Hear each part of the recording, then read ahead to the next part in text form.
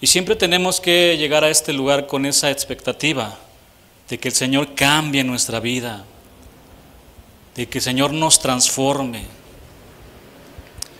En Génesis 32, ahí usted va a encontrar la historia de Jacob. Jacob tuvo un encuentro con un varón, así dice la palabra. Pero ¿quién era este varón? Este personaje tan misterioso. No puede ser otro sino el ángel de Jehová en forma de hombre. Es decir, se trataba del Verbo preencarnado. En el principio era el Verbo, y el Verbo era con Dios, y el Verbo era Dios. El Verbo preencarnado, nuestro Señor Jesucristo. De hecho, el profeta Miqueas, que es un libro maravilloso, nos habla del Señor Jesús. Y este versículo dice: pero tú, Belén Éfrata, pequeña para estar entre las familias de Judá, de ti me saldrá el que será Señor en Israel, y sus salidas son desde el principio, desde los días de la eternidad. Es decir, las apariciones del Señor Jesús no estaban limitadas a ese nacimiento en Belén, casa de pan. Bien, la palabra dice que este hombre Jacob peleó toda la noche con ese varón hasta el amanecer. Jacob fue como esa mujer que perseveró hasta que le rogó al Señor para que liberara a su hija, que estaba siendo gravemente atormentada por un demonio. En esa pelea intensa, Jacob le dijo al varón: no te voy a dejar ir hasta que me bendigas. No te voy a soltar. ¿Quieres que te bendiga? Dime tu nombre. Dime cómo te llamas. Me llamo tramposo. Me llamo suplantador. Mi nombre es Jacob. Bien, de ahora en adelante ya no te llamarás Jacob. Te vas a llamar Israel, príncipe de Dios. Y llamó Jacob el nombre de aquel lugar Peniel, porque dijo: vi a Dios cara a cara y fue librada mi alma. Y cuando había pasado Peniel, le salió el sol y cojeaba de su cadera. Y el Señor ya lo estaba preparando para encontrarse con su hermano que lo odiaba y lo quería asesinar. Solo estoy esperando que muera mi padre y te voy a matar. Lea la historia de Jacob y Esaú. Previamente, este hombre tramposo, suplantador, ya le había hecho una mala jugada a su suegro Labán. Pero ahora Dios ya lo estaba preparando para encontrarse con su hermano Esaú. Y la escritura dice que ese varón tocó el muslo de este Jacob y empezó a cojear. Su vida fue transformada. Y cuando se encuentra con su hermano, con 400 hombres lo estaba esperando para matarlo, con un ejército. Inmediatamente que lo ve su hermano, se arroja a sus brazos y empieza a llorar. Una reconciliación entre hermanos. Pero vea, o sea, cómo el Señor nos está preparando. Lo preparó a él, lo transformó. Ya no serás un tramposo, ahora serás Israel.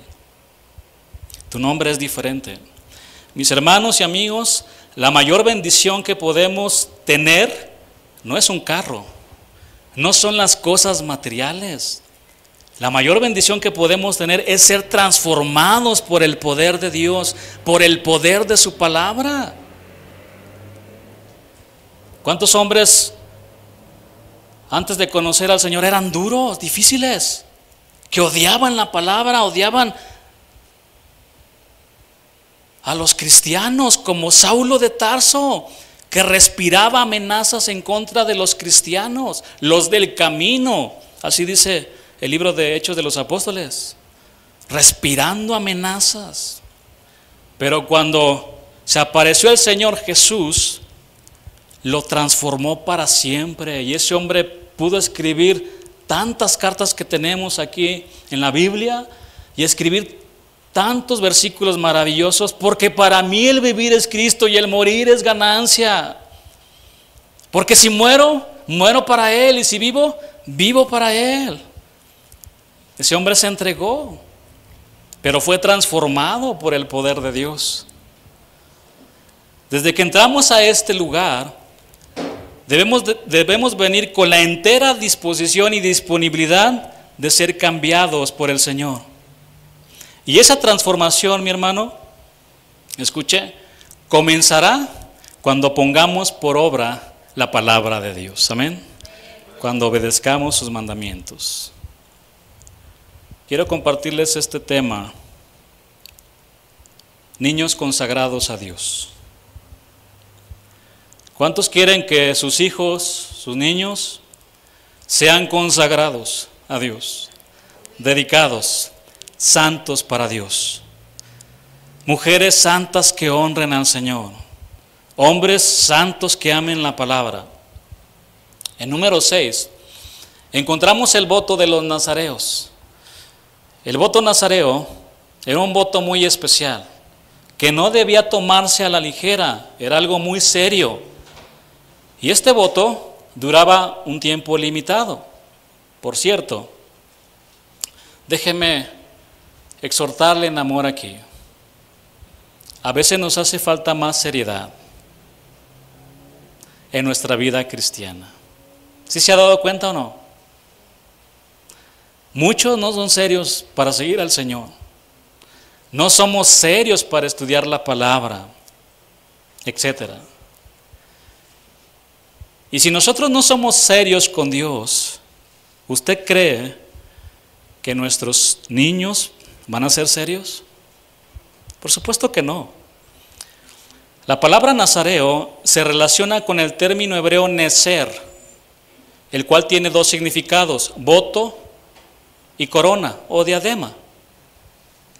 Ahora bien, hermanos, ¿por qué es importante conocer el significado de las palabras en hebreo, arameo y griego?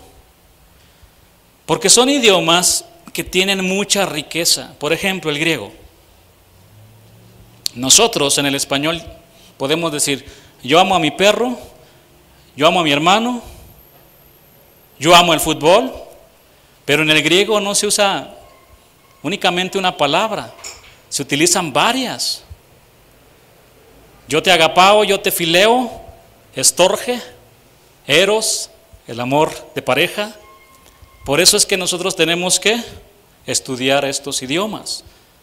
El hebreo ni se diga. Es tan hermoso también el idioma hebreo. Tiene mucha riqueza. El alfabeto hebreo, por ejemplo, se lee de derecha a izquierda. No tiene vocales y es alfanumérico. Es decir, cada letra tiene un valor numérico. Por ejemplo, en el Evangelio de Juan, cuando Jesús se aparece a sus 7 discípulos, después de haber resucitado, sígame, el Señor les dijo: echen la red a su derecha, y sacaron 153 peces. Este valor numérico significa Elohim, yo soy Dios. Ahora, vayamos al libro de Números, se le llama así por los censos que se encuentran en este libro, para ver el voto de los nazareos. Número 6:1, que le leo, dice: habló Jehová a Moisés diciendo: habla a los hijos de Israel y diles: el hombre o la mujer que se apartare haciendo voto de nazareo para dedicarse a Jehová, vea conmigo, tanto hombres como mujeres podían hacer este voto delante del Señor. No era únicamente para los varones, también para las mujeres. Versículo 3. Se abstendrá de vino y de sidra. No beberá vinagre de vino, ni vinagre de sidra, ni beberá ningún licor de uvas, ni tampoco comerá uvas frescas ni secas. Versículo 4. Todo el tiempo de su nazareato, de todo lo que se hace de la vid, desde los granillos hasta el ollejo, no comerá. Todo el tiempo del voto de su nazareato, no pasará navaja sobre su cabeza hasta que sean cumplidos los días de su apartamiento a Jehová. Será santo, dejará crecer su cabello. Versículo 6. Todo el tiempo que se aparte para Jehová, no se acercará a persona muerta.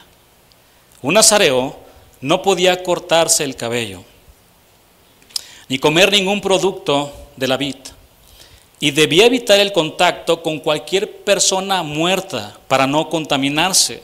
Dicho de otra manera, se dejaban crecer el cabello y no debían tomar vino. Estas eran señales que los hacían diferentes, se distinguían entre todos los demás. Miraban a un varón con el pelo largo y decían, allá va un nazareo, allá va un hombre que no toma vino, un hombre que se consagró a Dios.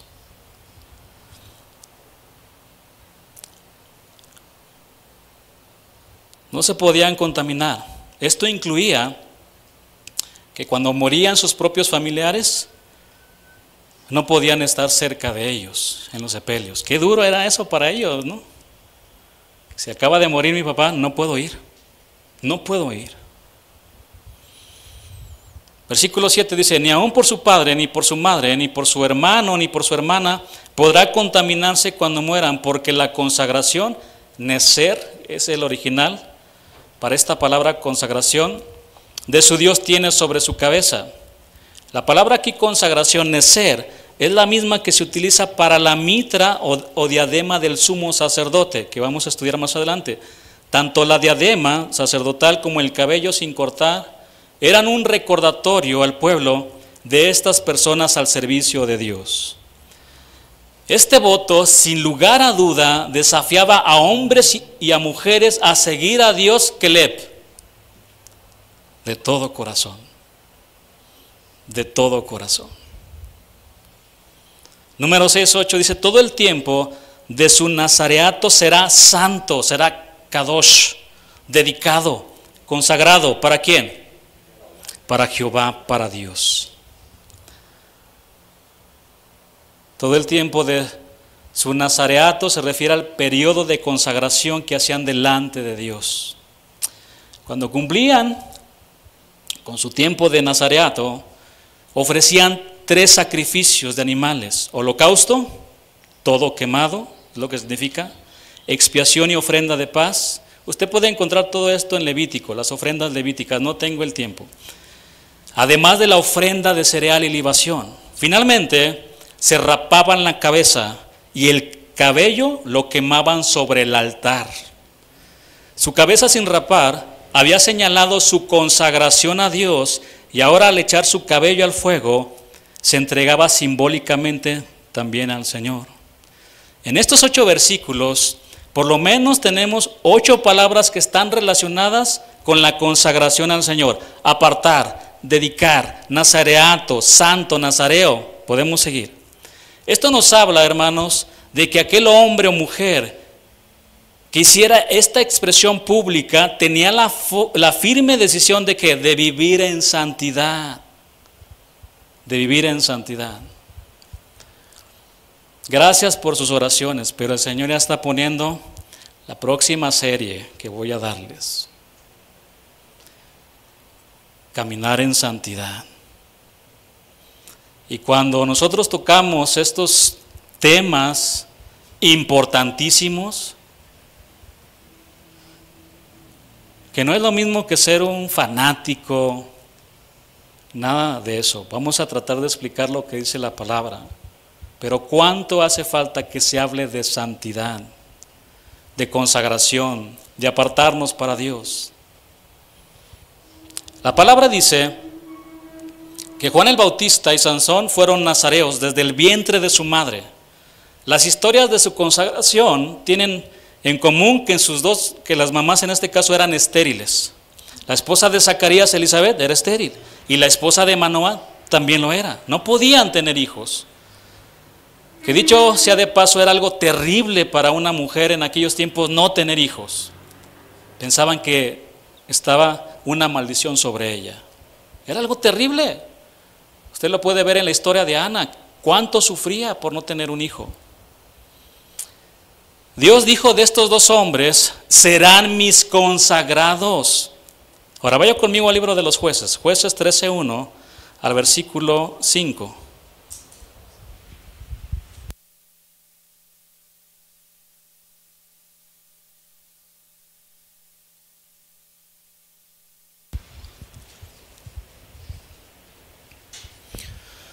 Un tiempo de oscuridad, el libro de los Jueces para el pueblo de Dios. Dios levantaba un caudillo, un juez,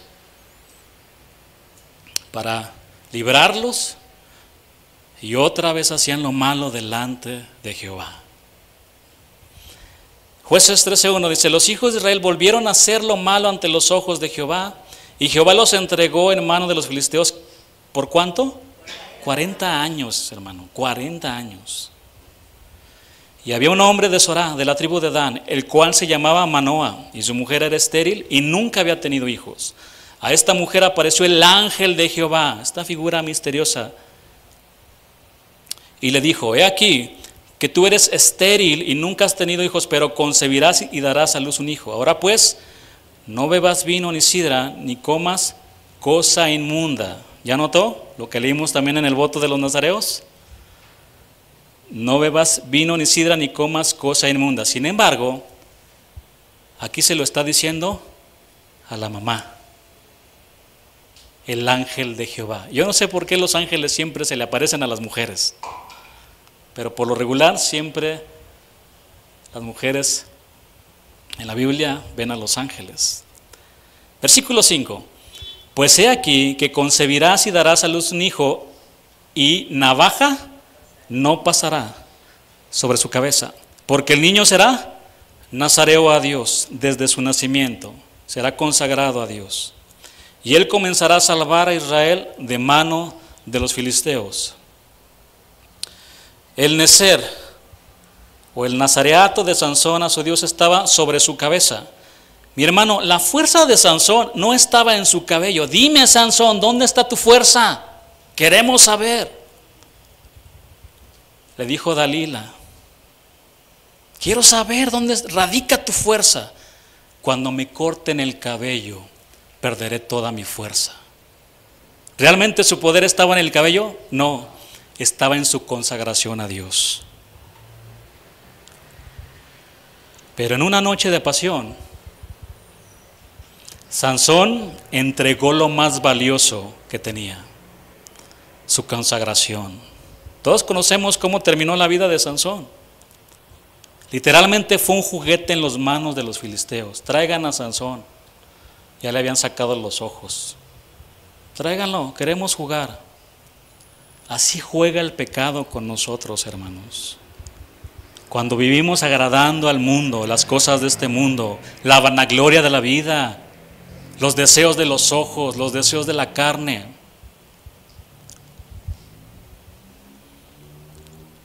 Juan el Bautista, un hombre que dedicó toda su vida en servicio al Señor, él predicaba el arrepentimiento de pecados. Él abrió el camino para el Señor. Juan también fue un hombre nazareo desde su nacimiento. Vaya conmigo a Lucas 1:13.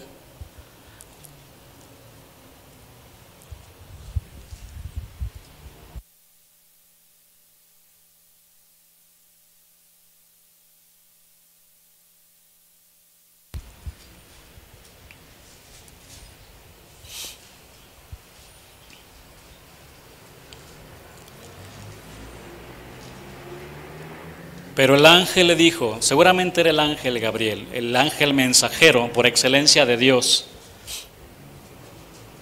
porque hay otro arcángel también, el ángel guerrero de Dios. Pero el ángel le dijo: Zacarías, no temas, porque tu oración ha sido oída, y tu mujer Elizabeth te dará a luz un hijo y llamará su nombre Juan. Y tendrás gozo y alegría, y muchos se regocijarán de su nacimiento, porque será grande delante de Dios. Lea conmigo: no beberá vino ni sidra, y será lleno del Espíritu Santo aún desde el vientre de su madre. El Señor elogió a su nazareo. Juan el Bautista, como todos nosotros, era hombre y tuvo un momento de debilidad. Y le dijo a sus discípulos: vayan y confirmen, por favor, vayan con Jesús y pregúntenle si Él es el Mesías esperado. Posiblemente ya estaba a punto de morir también Juan el Bautista. ¿Conocen la historia? La hija de Herodías empieza a bailar sensualmente y el rey le dice: hasta la mitad del reino te voy a dar. ¿Qué quieres? Quiero la cabeza de Juan el Bautista. Y el Señor elogia la vida de su primo. Cuando él estaba en la cárcel, en un momento difícil, de duda. Vamos a leer Mateo 11:4 en adelante, dice así la palabra. Respondiendo Jesús les dijo: id y haced saber a Juan las cosas que oís y veis. Los ciegos ven, los cojos andan, los leprosos son limpiados, los sordos oyen, los muertos son resucitados, y a los pobres es anunciado el evangelio. Y bienaventurado es el que no haya tropiezo en mí. Mientras ellos se iban, comenzó a Jesús a decir de Juan a la gente: ¿qué saliste a ver al desierto? ¿Una caña sacudida por el viento? ¿O qué saliste a ver? ¿A un hombre cubierto de vestiduras delicadas? He aquí, los que llevan vestiduras delicadas en las casas de los reyes están. ¿Pero qué salisteis a ver? A un profeta, sí os digo, y más que profeta. Porque este es de quien está escrito: he aquí yo envío mi mensajero delante de tu faz, el cual preparará tu camino delante de ti. De cierto os digo, entre los que nacen de mujer no se ha levantado otro mayor que Juan el Bautista, pero el más pequeño en el reino de los cielos mayor es que él. Dos hombres nazareos. Pero veamos ahora la historia de otro nazareo, Shemuel. Samuel. Su nombre significa nombre de Dios o descendiente de Dios.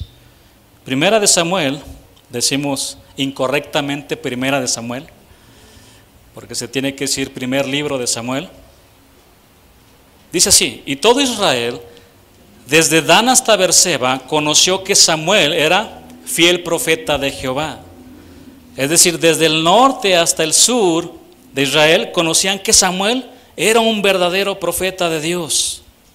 La palabra dice que Dios no dejó caer ninguna de sus palabras. Esto quiere decir que todo lo que él comunicaba al pueblo de parte de Dios se cumplía. Era un verdadero profeta de Dios, no como los que existen el día de hoy. Pase aquí adelante. Le voy a dar una profecía. Venga para acá. Levante sus manos. Usted va a conquistar todo el mundo. Y ahí está la gente. Hermanos, lo está diciendo alguien que estuvo en eso. Conocimiento de causa. Lamentablemente hay muchos que caen en eso. Vas a conquistar el mundo y ni siquiera eres capaz de conquistar tus propios deseos. Pero eso no se enseña. No hay dominio propio. Están como Herodes. Detrás de ese porte real había un hombre muy débil, según poderoso. Pero cuando le empezó a danzar una bella joven, se rindió ante eso. Era esclavo, como muchos siguen siendo esclavos de sus propias concupiscencias, deseos desordenados. Pero Samuel era un verdadero profeta de Dios. A Samuel se le considera el último juez y el primer profeta de Israel. Fue un hombre que sirvió a Dios toda su vida. Desde muy pequeño ministraba en la presencia del Señor. El pueblo amaba tanto a este siervo de Dios que dice que cuando fue sepultado en Ramá, se juntó todo Israel y lo lloraron. Amaban a Samuel. Este hombre de Dios todavía en la actualidad tiene un gran peso entre los judíos. Ellos lo ponen a la par de Moisés, de Aarón, de Elías. Salmo 99, versículo 6 dice: Moisés y Aarón entre sus sacerdotes y Samuel entre los que invocaron su nombre. Invocaban a Jehová y él les respondía. Mire, hermano, este destacado profeta fue el mismo que guió al pueblo para vencer a los filisteos. Este mismo Samuel reprendió al rey Saúl cuando desobedeció a Dios. Saúl, ¿por qué no obedeciste al pie de la letra todas las indicaciones que Dios te dio? ¿Qué no sabes que como pecado de adivinación es la rebelión y como ídolos e idolatría la obstinación? Por cuanto tú desechaste la palabra de Jehová, Él también te ha desechado para que no seas rey. Te ha desechado. Una vez que fue desechado Saúl, Dios le dijo a Samuel: deja de llorar ya por Saúl. Deja de llorar por ese rebelde. Me tiene cansado. No es obediente a mis palabras. Y ahora ve a la casa de Isaí, porque ahí yo tengo un pastorcito que él hará todo lo que yo quiero. Es un hombre conforme a mi corazón. El rey David, el dulce cantor de Israel. Quiero que unjas a ese pastorcito. Mi hermano, si se dio cuenta, acabamos de describir a un Samuel ya maduro, pero que un día fue niño como nosotros. ¿Cuántos fueron niños? A ver, levanten su mano. Todos, ¿verdad? Todos. ¿Cómo era de niño? Aprovecho para preguntarle. Era inquieto, era tranquilito como yo. Según mi mamá, con el respeto que se merece, decía que yo podía quedarme tranquilo en un lugar. No me movía en horas. En horas. No sé usted, ¿verdad? ¿Cómo era? Eso es lo que me dicen, yo no me acuerdo muy bien. Pero todos fuimos niños, ya estamos maduros. Y el Señor, mi hermano, quiere que nosotros crezcamos en sabiduría, en conocimiento de la palabra. Así crecía el niño Jesús. Dice la palabra que crecía en estatura, en sabiduría, y hallaba gracia para con Dios y para con los hombres.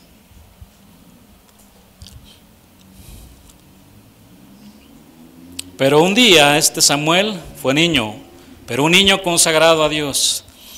Aunque la Biblia no dice que Samuel fue consagrado desde el vientre de su madre, como sí lo dice de Juan el Bautista y Sansón, Samuel fue consagrado, fue dedicado desde las lágrimas y largas oraciones de una madre que deseaba tener un hijo. Sigan orando, mujeres, por sus hijos. Sigan orando, persistan. No dejen de orar por sus hijos. Yo les he contado ese testimonio de ese rockero que muchos años después se encuentra con su mamá. Pero él tuvo que pasar por una situación difícil, siendo cristiano, estando en una iglesia, se alejó. Pero su mamá oraba por él todos los días, como lo hacía Job también por sus hijos. Quizás han pecado, no importa, voy a seguir orando. Y el encuentro es maravilloso entre ese joven y su mamá. Pero nunca dejó de orar por él. Ahora ya entregado al Señor. Samuel fue consagrado, dedicado desde las lágrimas, largas oraciones de una madre que deseaba tener un hijo. Vaya conmigo al primer libro de Samuel, capítulo 1, versículo 9, para leer aquí unos versículos.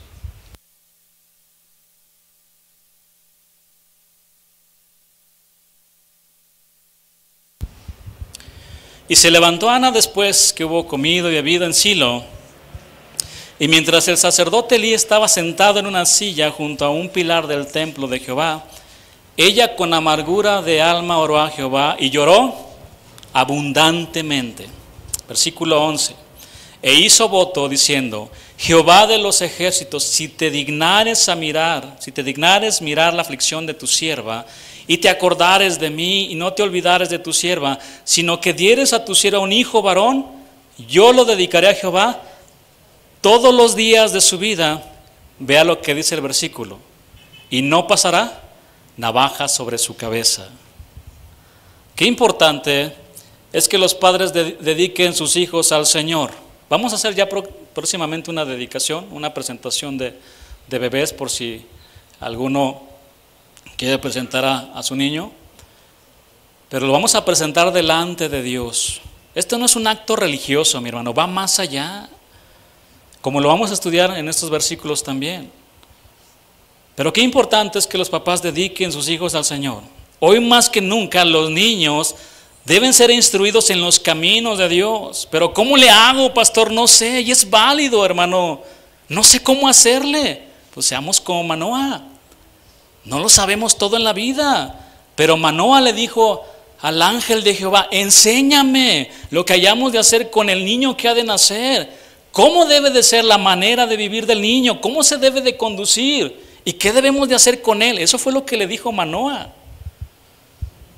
El ángel de Jehová le dijo: será un nazareo, no tomará nada que proceda de la vid, no beberá vino ni sidra, y no comerá cosa inmunda, guardará todo lo que le mande. Manoah, tu hijo debe de ser un hombre santo, un hombre santo. Tiene que cuidar su mirada, Manoah. Enséñale que cuando esté viendo algo inapropiado, se tape los ojos o salga corriendo de ahí como José. Que no se quede ahí. Enséñale, Manoah, que sea un hombre consagrado, un hombre dedicado, un hombre santo para mí. Enséñale, Manoah. Dile que no se conforme a este mundo, que no se amolde a los pensamientos del mundo con tanta ideología que está saliendo el día de hoy. Que no se amolde, que se conforme a mis palabras, pero que no se conforme a este mundo caído. Quiero que sea un hombre diferente, una mujer diferente en su manera de vivir, en su manera de hablar. En resumen, quiero que viva como un nazareo, como un nazareo. Ana le prometió a Dios que Samuel sería un nazareo. Primera de Samuel, o primer libro de Samuel 1:20 dice: aconteció que al cumplirse el tiempo, después de haber concebido Ana, dio a luz un hijo y le puso por nombre Shemuel, diciendo: por cuanto lo pedía Jehová. Le puso Shemuel, descendiente de Dios. Samuel fue una oración que ascendió a los cielos, y con ella la respuesta que descendió desde el mismo corazón de Dios. Versículo 21. Después subió el varón Elcana con toda su familia para ofrecer a Jehová el sacrificio acostumbrado y su voto. Pero Ana no subió, sino dijo a su marido: yo no subiré hasta que el niño sea destetado, para que lo lleve y sea presentado delante de Jehová y se quede allá para siempre. ¿Dónde se iba a quedar para siempre? En el templo, en la casa de Dios, en la casa de Jehová. Nuestro Salvador, a la edad de 12 años, que es una edad muy difícil para los adolescentes, pero nuestro Salvador a la edad de 12 años dijo: me es necesario estar en los negocios de mi Padre. Estas palabras las dijo en la casa de Dios, donde fue encontrado precisamente por sus padres. Mire, cuando un niño judío cumplía 12 años, se convertía en hijo de la ley. Es decir, se consideraba ya un adulto que debía cumplir con todas las obligaciones de la ley de Jehová.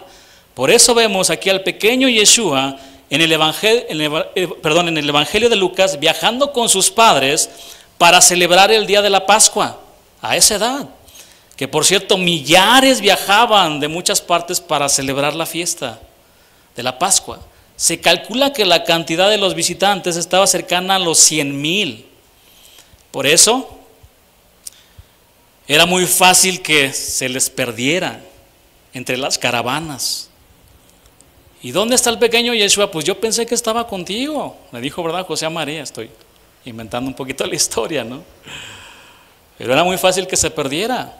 No se dieron cuenta que les faltaba Jesús. Seguramente el pequeño Jesús quedó impresionado por la ciudad santa, en especial la escuela del templo donde enseñaban los doctores de la ley. Allí fue en el templo donde lo encontraron sus padres, aprendiendo más de la palabra del Señor. Me es necesario estar en los negocios de mi Padre. Esto resume la gran importancia que el Señor le daba a la casa de Dios a su corta edad y a su palabra. A esa edad el Señor ya comprendía lo importante que es darle el primer lugar, escuche, a las cosas de Dios. Porque al Señor, repito y voy a repetir, y no me voy a cansar de repetir, que al Señor es lo primero y lo mejor. ¿Sí o no? Lo primero y lo mejor al Señor. No lo último, no lo que nos sobre. Lo primero y lo mejor. Lo mejor de nuestras fuerzas, lo mejor de nuestra inteligencia, lo mejor de nuestra vida, todo lo mejor. Que nos podamos consumir como un holocausto, quemarnos por completo, enteramente, y que nuestra vida en obediencia pueda subir como olor fragante delante del Señor. Recuerde, mi hermano, que somos sacrificios vivos, santos y agradables a Dios. Pero otros andan en los negocios de la vida, no en los negocios de Dios. Andan por todos lados, pensando en hacer más dinero, pensando en viajar, que no está malo, mi hermano, no me malinterprete. He enseñado también de este punto. Se enredan en los negocios de la vida y no agradan a Dios. Nuestro Señor era consistente y congruente en lo que hacía y decía. A la edad de los 30 años, Él dijo lo siguiente, un versículo que todos no sabemos. Buscad, primeramente, el reino de Dios y su justicia, y todas estas cosas os serán añadidas. El Salmo 23 termina con este versículo. Ciertamente el bien y la misericordia me seguirán todos los días de mi vida, y en la casa de Jehová moraré por largos días. Cuán amables son tus moradas, oh Jehová de los ejércitos. Anhela mi alma y aún ardientemente desea los atrios de Jehová. Mi corazón y mi carne cantan al Dios vivo. Mira, a mí me sorprende esta pasión de los hombres en el Antiguo Testamento. Todavía no se les revelaba al Señor Jesús, pero había una pasión en sus corazones por las cosas del Señor, por las cosas sagradas de Dios. ¿Se pueden imaginar?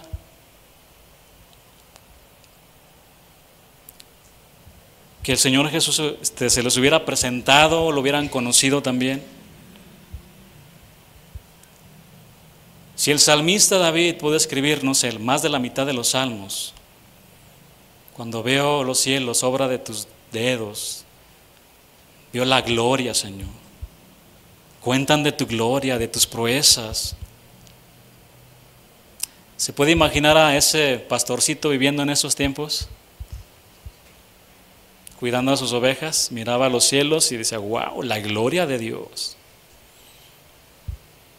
Si en esos tiempos se hubiera subido a un avión, hubiera viajado al universo, al espacio, ¿qué no hubiera escrito, hermano? Las grandes obras de Dios. Bienaventurados los que habitan en tu casa, perpetuamente te alabarán.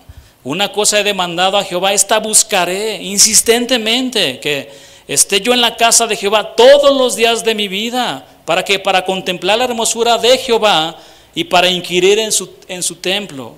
Mis hermanos, enseñemos a nuestros niños para que amen la casa de Jehová, que amen la casa de Dios y su palabra. Pero ¿cómo la van a amar si usted y yo no la amamos? Se nos hace tan fácil faltar los domingos, los miércoles. ¿Cómo la van a amar? Somos inconstantes. El hombre de doble ánimo, ¿qué dice la palabra? Es inconstante en todos sus caminos. En el trabajo, en la iglesia, en todos sus caminos, en su familia. No hay consistencia. Pero sigamos con la historia de Shemuel. Primer libro de Samuel 1:24. Dice así la palabra. Después que lo hubo destetado, lo llevó consigo con 3 becerros, un efa de harina y una vasija de vino, y lo trajo a la casa de Jehová en Silo, y el niño era pequeño. Y matando el becerro, trajeron el niño a Elí, y ella dijo: oh Señor mío, vive tu alma, Señor mío, yo soy aquella mujer que estuvo aquí junto a ti orando a Jehová. Por este niño oraba, y Jehová me dio lo que le pedí. Yo pues lo dedico también a Jehová. Todos los días que viva, ¿será de quién? Será de Jehová. Y adoró ahí a Jehová. Ana dejó a su pequeño Samuel para siempre en la casa de Dios, y lo visitaba cada año para ver cómo estaba, y le llevaba, dice la palabra, una pequeña túnica. Ahora bien, cuando dejó a Samuel en el templo, no eran los mejores tiempos. Las escrituras dicen que escaseaba la palabra en aquellos días. Además, Ana dejó a Samuelito en manos de un sacerdote llamado Elí, un hombre sin discernimiento espiritual. En una ocasión, bueno, si usted lee el pasaje aquí en este libro, pero este sacerdote pensó que Ana estaba borracha cuando ella estaba orando. Ya digiere tu vino, borracha. Andas toda borracha.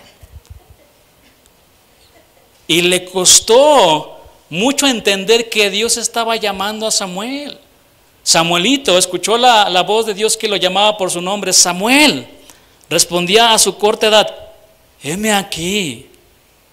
Samuelito no era como nosotros. Heme aquí, envíalo a él. ¿Verdad que no? Decía: envíame a mí. Bueno, si es a Cancún, envíame a mí, ¿verdad? Ahí sí, si es a Cancún, sí, mándame a mí, Señor. Si es a Chiapas, mándalo a él. A su corta edad este niño.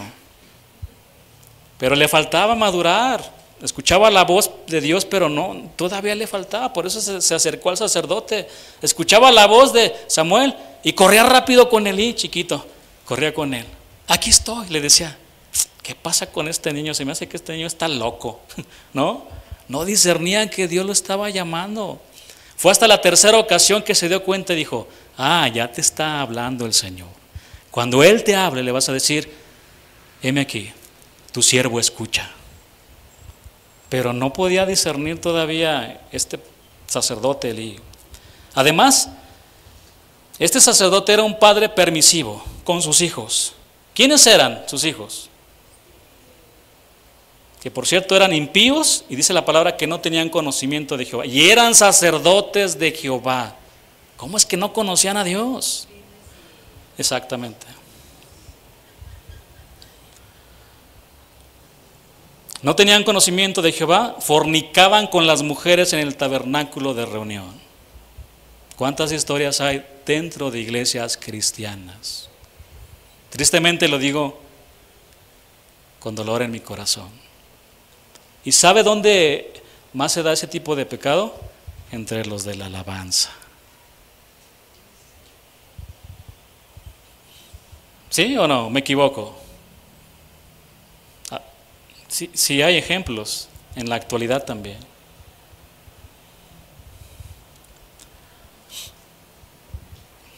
Eran terribles los hijos de Elí. Pero además dice la palabra que menospreciaban las ofrendas de Dios. Es decir, no servían al pueblo estos sacerdotes, se servían del pueblo. Es decir, en otras palabras, o dicho de otra manera, el pueblo llevaba sus sacrificios y la palabra dice que ellos tomaban lo mejor del sacrificio y se lo comían. Un ejemplo, llevaban un corderito, lo ponían ahí como ofrenda y decían, bueno, vamos a buscar la mejor parte del animal, y la sacaban con un garfio. Esto es para nosotros. Híjole. Por eso Dios le dijo al papá, ya veo que no estás haciendo nada con ellos. No haces nada, les permites todo, no les estorbas nada en su vida. No haces nada. He escuchado hijos que están fornicando, no lo hagan, por favor. ¿Sabes qué, Elí? Ya he determinado quitarles la vida. Y eso pasa, mi hermano. Lea la historia más adelante, cuando enfrentan a los filisteos. Ahí cayeron muertos sus hijos. Y él también murió. Y Cabot. La gloria de Jehová ha sido traspasada. Y Elí, que era un hombre pesado, escuchó esa noticia: el arca la han robado, se la han llevado. Sí, la palabra, que cayó de nuca y murió.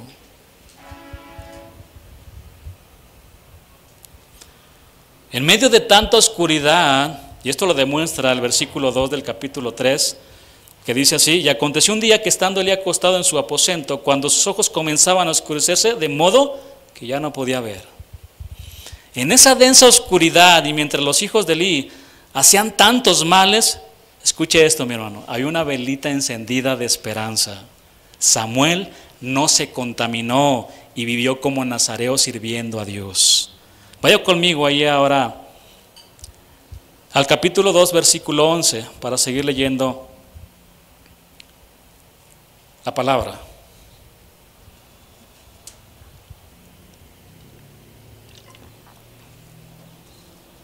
Y Elcana se volvió a su casa en Ramá, y el niño ministraba a Jehová delante del sacerdote Elí. Versículo 17, ahora vaya conmigo al 17. Era pues muy grande delante de Jehová el pecado de los jóvenes Ofni y Finés, hijos de Elí, ¿verdad? En este caso, el pecado de estos jóvenes, porque los hombres menospreciaban las ofrendas de Jehová. Si va al versículo 18, vea la transición prácticamente de las tinieblas a la luz. Y el joven Samuel ministraba, servía en la presencia de Jehová. Hermano, déjenme decirle otra cosa aquí, que nunca se nos olvide que estamos sirviendo delante de la presencia de un Dios glorioso y 3 veces santo, que nunca se nos olvide. En el hebreo no hay superlativos, no hay santísimo ni grandísimo. Por eso ellos dicen santo, santo, santo, para enfatizar la santidad de Dios. Que nunca se nos olvide caminar en santidad. Lea la palabra, estudie la visión de Isaías. En el día que murió el rey Usías, yo vi al Señor sentado en su trono y vi a unos querubines que tenían 6 alas, con 2 se tapaban sus pies, con las otras 2 tapaban sus ojos. La santidad de Dios es tan impactante que los mismos ángeles se tapan su mirada, y con otras 2 volaban y diciendo: santo, santo, santo es el Señor. Isaías quedó tan impactado de esa visión que dice: estoy muerto, porque mis ojos han visto al Rey, Jehová de los ejércitos. Trataba de esconderse en las rocas. No puedo con esto, estoy muerto. Que nunca se nos olvide que estamos sirviendo a un Dios santo, glorioso. Yo sé que esto llega hasta el mismo corazón, hermano, y que comienza conmigo.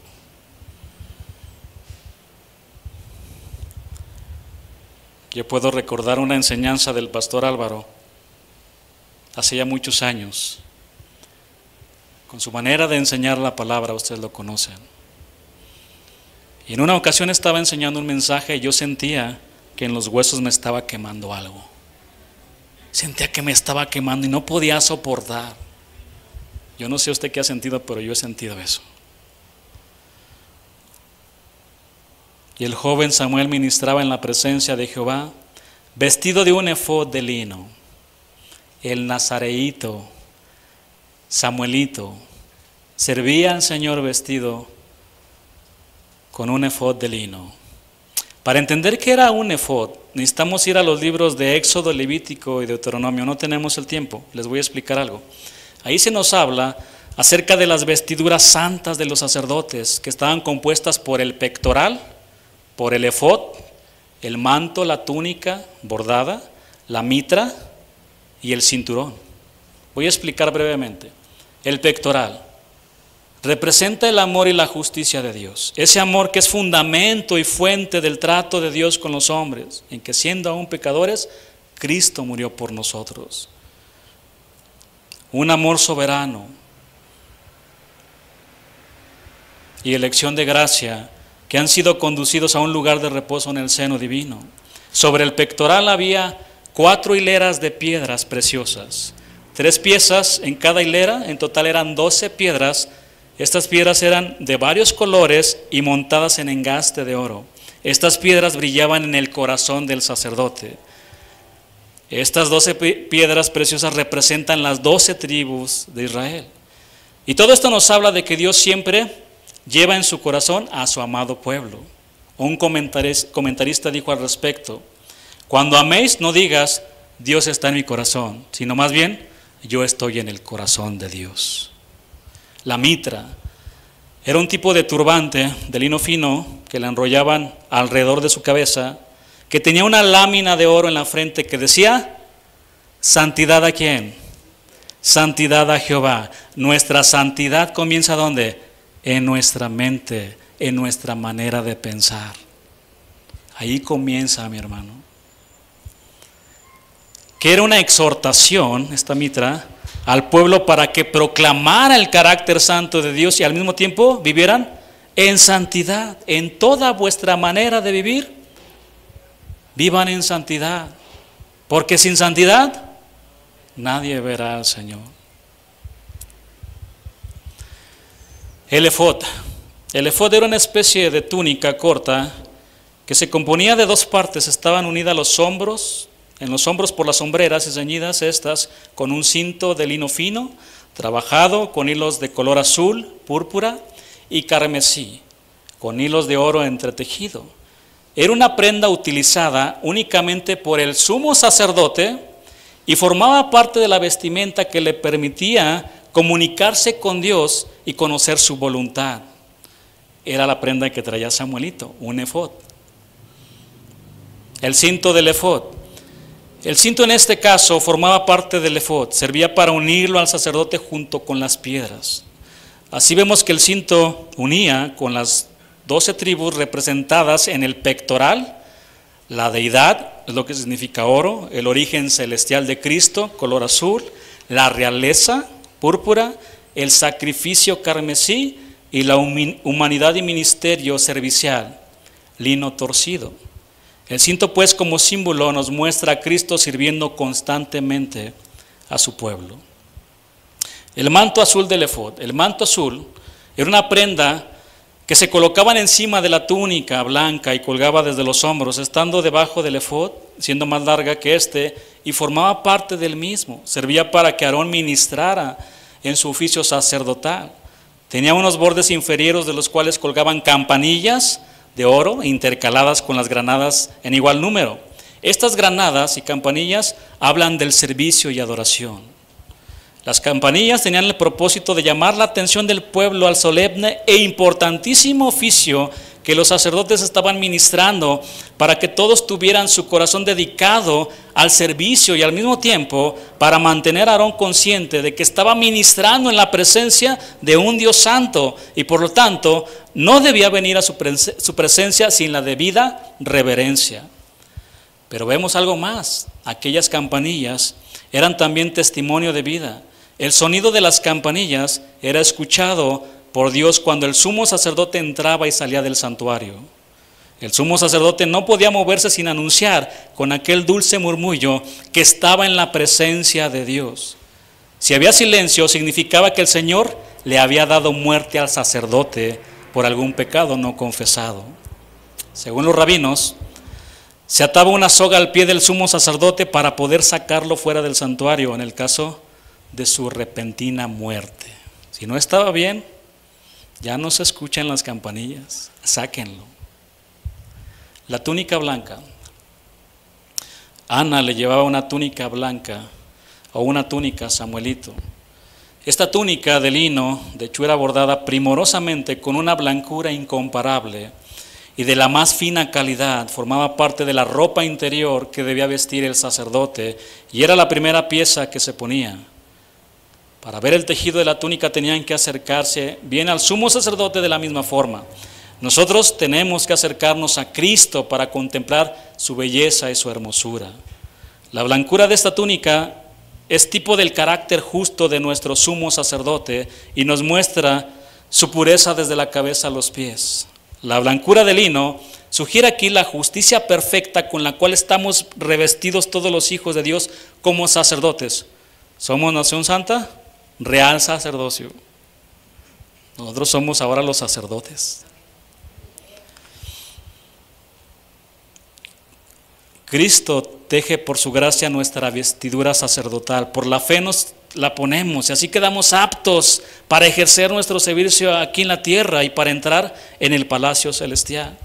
Todas estas prendas realmente son vestiduras de gala, son hermosas. La manera en que vestían los sacerdotes era maravilloso, lo que nos habla de la hermosura de Cristo, la hermosura de nuestro Señor. Vestiduras de gala son las mejores para acudir a una cita, a la más importante que tenemos todos los días, a la presencia de nuestro Santo de Dios.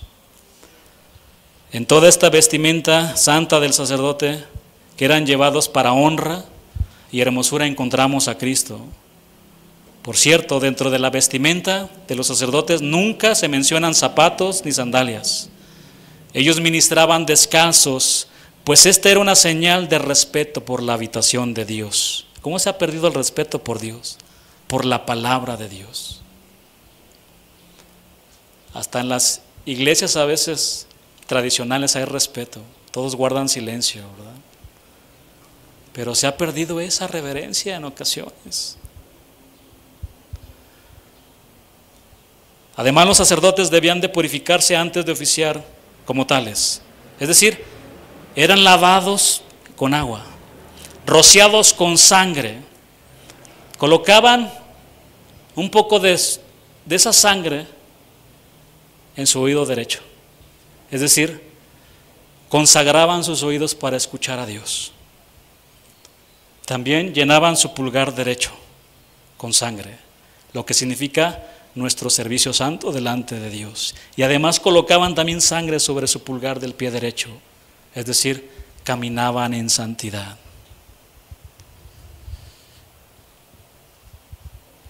Además de esto, eran ungidos con aceite. El pequeño Samuel ministraba a Jehová, vestido con su efod y su túnica. Como todo siervo santo, Samuel se presentaba delante del Señor. Primer libro de Samuel 2:26, así dice la palabra. Estamos por terminar.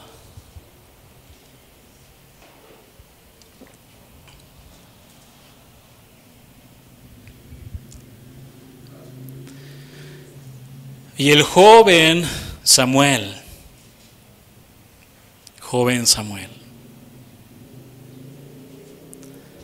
iba creciendo y era acepto delante de Dios y delante de los hombres.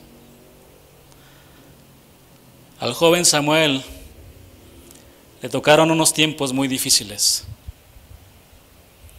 pero al igual que Daniel,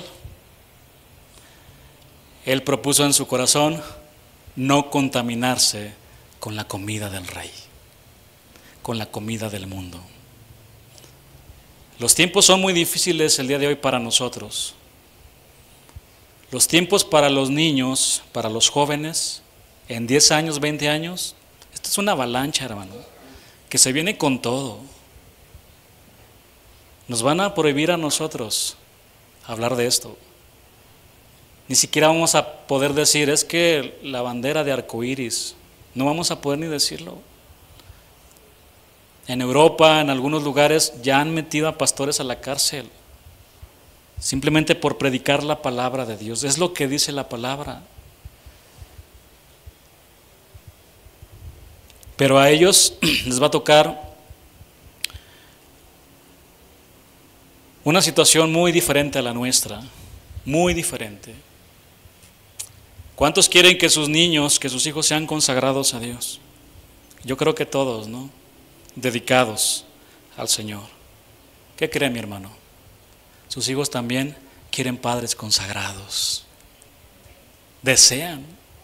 Es un clamor de los hijos que están pidiendo que sus padres sean consagrados a Dios. Porque este ángel primero le dijo a la esposa de Manoah, tú, no vas a beber vino. ¿Cuántos cristianos se andan emborrachando y diciendo es que Jesús tomó vino?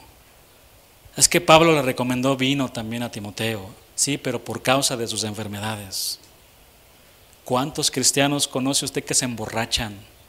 Y no solo se emborrachan, se ponen a bailar como si no conocieran a Dios. Escuchan música del mundo. O sea, ¿dónde está la santidad? ¿Dónde está ese voto de Nazareo? Que nunca se nos olvide, mis hermanos, que somos santos, consagrados a Dios. Sed santos, como yo soy santo, dice el Señor. Caminemos en santidad, mis hermanos. A mí me da mucho temor todo esto, se lo digo con todo el corazón. Me da mucho temor hablar de estos temas, pero son necesarios. Son necesarios. No se trata de legalismo, eso es muy diferente. Se trata de vivir en obediencia, en santidad al Señor. ¿Ya se dieron cuenta que tenemos mucho trabajo con nuestros niños? Muchísimo. No seamos como los discípulos. Cuando se acercaban los niños con el Señor Jesús, quítense de aquí, chiquillos, no molesten al maestro. No les impidamos ir a Jesús. El Señor ponía sus manos sobre ellos y los bendecía, dice la palabra. ¿Por qué? Porque ahí están los futuros pastores, maestros de Dios. No les impidamos. Y a veces con nuestra conducta, no es ni siquiera con nuestras palabras, con nuestra conducta les estamos siendo estorbo para que vengan al Señor. Mejor oremos por ellos, como lo hizo Ana, quien dedicó a su pequeño Samuel todos los días de su vida, todos los días. Yo sé que algunos pueden tener hijos ya mayores, ya tomaron sus decisiones. Usted siga buscando al Señor. Por eso es importante que desde la edad de, no sé, desde el vientre de la mamá, ¿no? Ya estén orando por sus niños. 3, 4, 5, 6, 7, 8, 9, 10, 11. ¿No haces nada? O sea, ¿no haces nada con ellos a los 12, hasta los 12 años?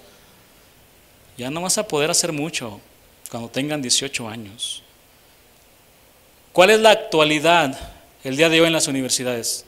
Mucho ateísmo, mucho ateísmo. Porque piensan que ser ateo es ser inteligente. Está de moda eso. Pero que dentro de esa universidad, dentro de ese trabajo, pueda brillar una luz como lo hizo Samuel en su generación. Que pueda brillar, que no se deje contaminar, que siga adelante. Yo les puedo contar muchas cosas, ¿no?, de lo que en mi trabajo me han dicho y lo que no me interesa. ¿Tú por qué no tomas? Porque soy un nazareo, porque amo a Cristo. Me han puesto la cerveza aquí, hermano. Así, tómate una. Hay una cerveza que ya no trae alcohol, tómate una. No lo voy a hacer. No lo voy a hacer.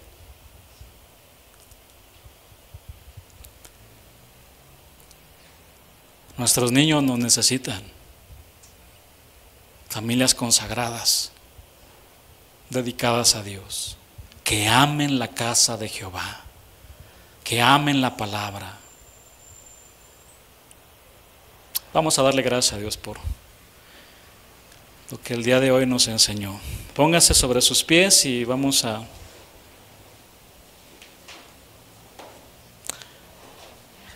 levantar nuestras manos y dígale al Señor: